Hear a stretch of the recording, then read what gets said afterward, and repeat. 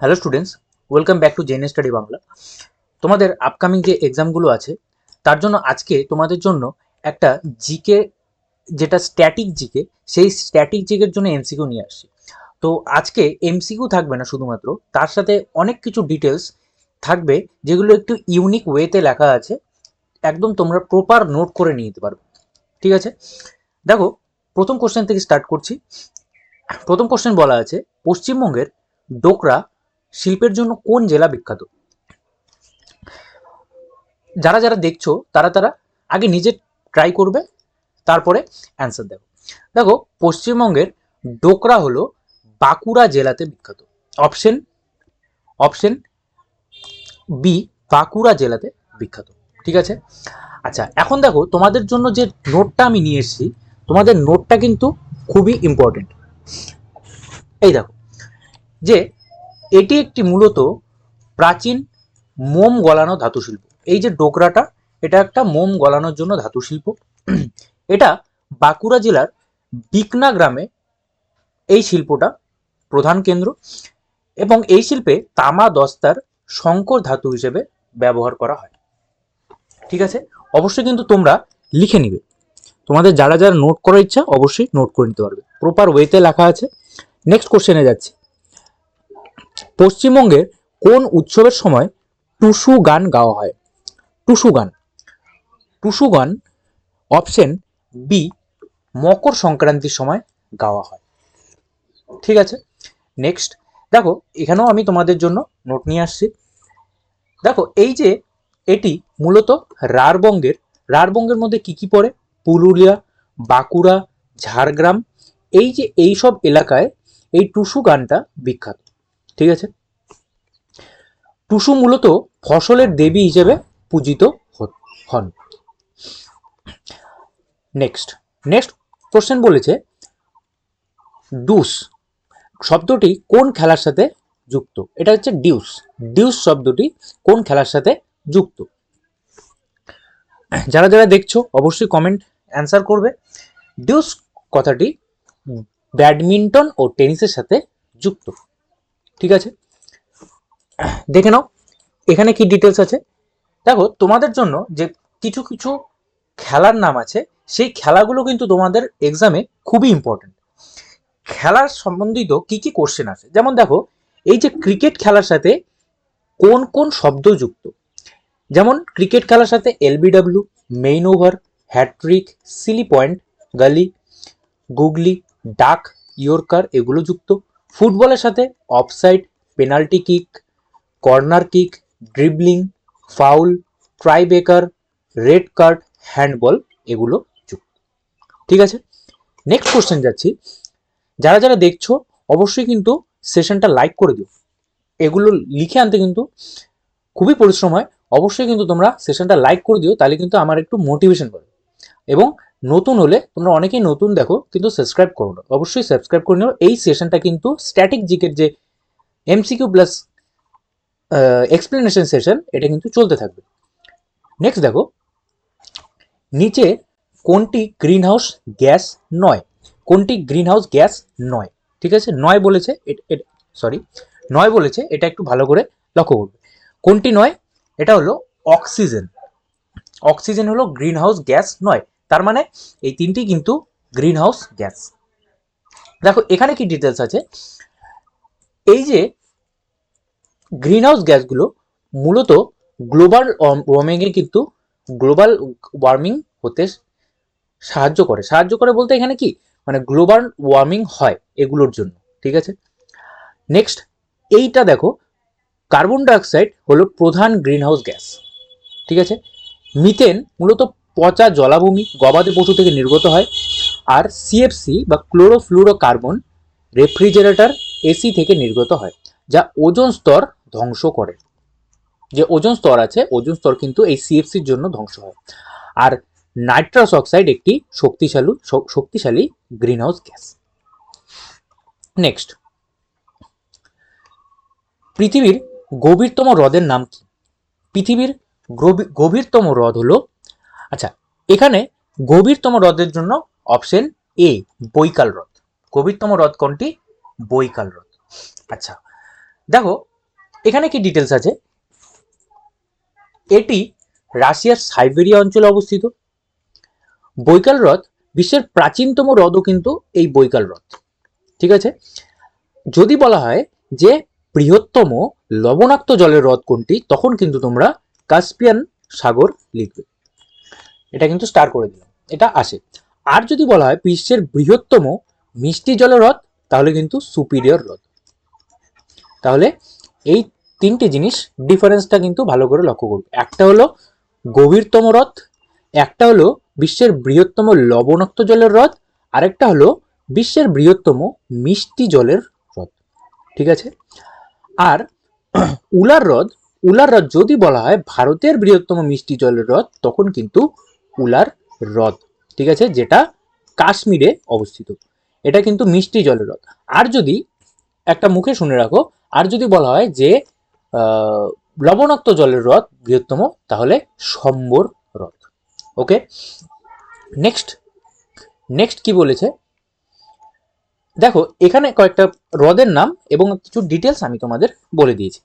দেখো, বৃহত্তম হ্রদ, হ্রদের নাম হলো ভেম্বানাথ হ্রদ, ভেম্বানাথ হ্রদ বৃহত্তম হ্রদ, যেটা কেরালা, এটা ভারতের দীর্ঘতম হ্রদ, ঠিক আছে।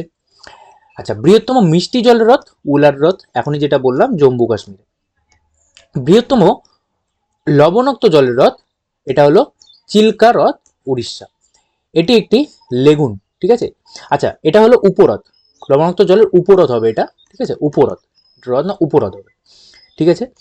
আর বৃহত্তম লোনা জলের হ্রদ হলো এটি, এশিয়ার বৃহত্তম। নেক্সট, বৃহত্তম কৃত্রিম, এটাও ইম্পর্টেন্ট, বৃহত্তম কৃত্রিম হ্রদ, এটা হলো গোবিন্দ বল্লভ পন্ত সাগর, যেটা উড়িষ্যায় অবস্থিত।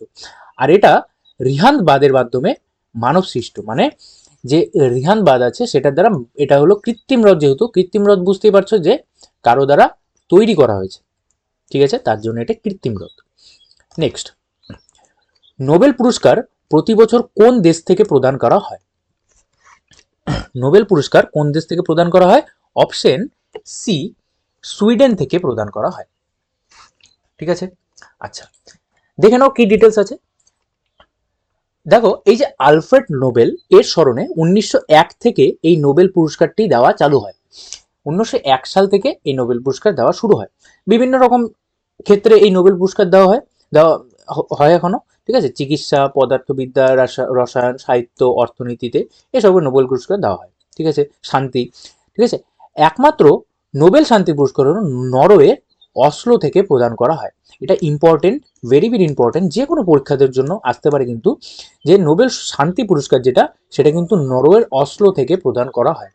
আর যেগুলো বাকিগুলো আছে, সেই বাকিগুলো চিকিৎসা, পদার্থ, রসায়ন, সাহিত্য, অর্থনীতি, এগুলো কিন্তু কোথার থেকে? সুইডেন থেকে প্রদান করা হয়। ওকে, নেক্সট দেখো, রবীন্দ্রনাথ ঠাকুর ছিলেন ভারতের প্রথম নোবেল বিজয়ী 1913 সালে, এবং 1969 সালে অর্থনীতিতে প্রথম নোবেল দেওয়া হয়েছিল। যদি বলা হয় অর্থনীতিতে প্রথম নোবেল কবে দেওয়া হয়েছিল? 1969 সালে। নেক্সট দেখো, এখানে কিছু নোবেল যারা যারা পুরস্কার পেয়েছেন তাদের নাম দেওয়া আছে, ঠিক আছে। 1913 সালে রবীন্দ্রনাথ ঠাকুর সাহিত্যে পেয়েছিলেন। কিসের জন্য পেয়েছিলেন? গীতাঞ্জলি কাব্যগ্রন্থের জন্য পেয়েছিলেন। নেক্সট, 1930 সালে সিভি রমন পেয়েছিলেন পদার্থবিজ্ঞানে। রমন এফেক্টের জন্য পেয়েছিলেন, বা আলোক বিক্ষেপণের জন্য।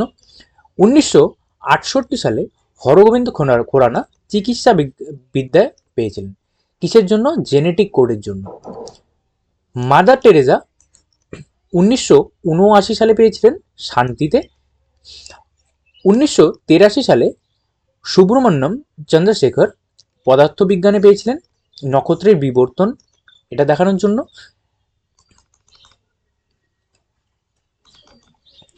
নেক্সট, 1998 সালে অমর্ত্য সেন পেয়েছিলেন, ভেরি ভেরি ইম্পর্টেন্ট, 1998 সালে অমর্ত্য সেন অর্থনীতিতে পেয়েছিলেন। বিভিন্ন অর্থনীতিতে যেগুলো কাজ করেছিলেন, তার অবদান ছিল সেই জন্য তিনি পেয়েছিলেন। 1909 সালে ভেঙ্কটরামন রামকৃষ্ণন রসায়নে পেয়েছিলেন। 1914 সালে কৈলাস সত্যার্থী শান্তির জন্য পেয়েছিলেন। আর 1919 সালে অভিজিৎ বন্দ্যোপাধ্যায় অর্থনীতিতে পেয়েছিলেন। ঠিক আছে, তো অবশ্যই কিন্তু এইগুলো তোমরা নোট করে রাখবে যাতে তোমাদের আপকামিং এক্সামগুলোতে কোনো অসুবিধা না হয়। নেক্সট, কোন যন্ত্রের সাহায্যে রক্তচাপ মাপা হয়? খুবই সোজা, রক্তচাপ মাপা হয় স্পিক ন্যানোমিটার দিয়ে রক্তচাপ মাপা হয়। স্পিক ন্যানোমিটার দিয়ে রক্তচাপ মাপা হয়। দেখো, এই যে একজন সুস্থ মানুষের স্বাভাবিক রক্তচাপ কত, উপরে মানে যদি বলা হয় যে 120/80 এইভাবে, ঠিক আছে, হাই হলো 120 আর যেটা লোতে সেটা হলো 80। নেক্সট, স্টেথোস্কোপ, এটা তো জানোই, হৃদস্পন্দন, থার্মোমিটার দিয়ে শরীরের তাপমাত্রা এবং ওহম মিটার দিয়ে বিদ্যুতিক রোধ মাপা হয়। আর হৃৎপিণ্ডের স্পন্দন মাপার জন্য ইসিজি ব্যবহার করা হয়। নেক্সট কোশ্চেন, ওনাম কোন রাজ্যের প্রধান ফসল? ওনাম কোন রাজ্যের প্রধান ফসল? যারা যারা দেখছো অবশ্যই কিন্তু কমেন্ট করবে। ওনাম কোন রাজ্যের প্রধান ফসল? প্রধান ফসল কাটার উৎসব, এটা হলো option B, Kerala. Option B, Kerala. দেখো, কেরালার কিছু উৎসব হলো ওনাম, বিশু। তামিলনাড়ুতে পোঙ্গল, পুতান্দু। অন্ধ্রপ্রদেশে উগাদি। কর্ণাটকে কাম্বালা, মহীশূর দশেরা। ঠিক আছে, নেক্সট, সৌরজগতের কোন গ্রহকে লাল গ্রহ বলা হয়? সৌরজগতের কোন গ্রহকে লাল গ্রহ বলা হয়? সবাই জানো, মঙ্গল গ্রহকে লাল গ্রহ বলা হয়। দেখো, এখানে কিছু ডিটেলস আছে যে সৌরজগতের বৃহত্তম গ্রহ হলো বৃহস্পতি। বৃহত্তম যদি গ্রহ বলা হয় বৃহস্পতি, এবং সৌরজগতের সূর্যের নিকটতম গ্রহ কোনটি? বুধ। আর সব থেকে উষ্ণতম, অনেক কোশ্চেন আছে, ভেরি ভেরি ইম্পর্টেন্ট এই কোশ্চেনটা, অনেক সময় কোশ্চেন এসেছে যে উষ্ণতম গ্রহ কোনটি বা উজ্জ্বলতম গ্রহ কোনটি, সেটা কিন্তু শুক্র। অনেকে মনে করবে যে বুধ, যেহেতু বুধ সূর্যের খুব কাছে আছে, তার মানে বুধ উষ্ণতম, উজ্জ্বলতম, স্বাভাবিক ব্যাপার এটা, কিন্তু না, শুক্র হলো সব থেকে উজ্জ্বলতম এবং উষ্ণতম গ্রহ। ঠিক আছে, আচ্ছা, এই যে লাল গ্রহ, এটা লাল অ্যাকচুয়ালি কেন দেখায়? কারণ আয়রন আয়রন আয়রন অক্সাইডের জন্য উপস্থিতির জন্য মঙ্গলের যে মাটিকে লাল দেখায়। নেক্সট, এলপিজি সিলিন্ডার মূলত কোন গ্যাসটি থাকে? এলপিজি সিলিন্ডারে মূলত কোন গ্যাস থাকে? দেখো, এলপিজি সিলিন্ডারে মূলত অপশন বি, প্রোপেন ও বিউটেন থাকে। অপশন বি, প্রোপেন ও বিউটেন থাকে। দেখো, এখানে কি ডিটেলস আছে, দেখো, রান্নার গ্যাসে সিলিন্ডারে প্রোপেন বিউটেন তরল অবস্থায় থাকে, যেটা যেটা আমরা রান্নার গ্যাস ইউজ করি বা সেটা সিলিন্ডার বলো তোমরা, সেই সিলিন্ডারে প্রোপেন বিউটেন তরল অবস্থায় থাকে। আর এই যে সিএনজি প্রধান উপাদান হলো মিথেন, এটা শুনে রাখো। আর এখানে সেরকম কিছু ইম্পর্টেন্ট নেই। এলপিজি বাতাসে অক্সিজেনের উপস্থিতিতে নীল শিখা জ্বলে। ঠিক আছে, যেমন যখন তোমরা গ্যাসের ওভেন চালাও তখন কি কালার হয়? কালারটা নীল নীল কালারের দেখায়। কেন দেখায়?